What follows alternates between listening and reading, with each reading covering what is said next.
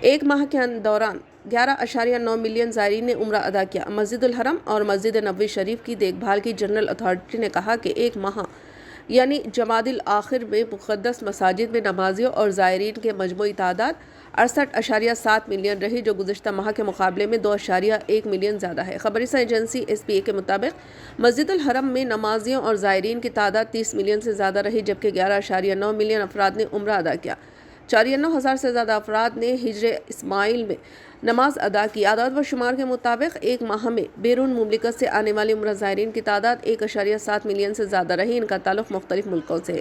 عمرہ زائرین کی آمد میں اضافہ سعودی عرب کی مستقل کوششوں کا حصہ ہے تاکہ حج و عمرہ کے نظام کو بہتر بنانا اور وژن 2023 کے اہداف حاصل کیے جائیں گے۔ اس میں دنیا کے مختلف حصوں سے مسلمانوں کو حرمین شریف تک آسان رسائی فراہم کرنا ہے۔ معتمرین کے لیے سفر کے آغاز سے واپسی تک ایک مکمل روحانی اور آرام دہ تجربہ یقینی بنانا شامل ہے۔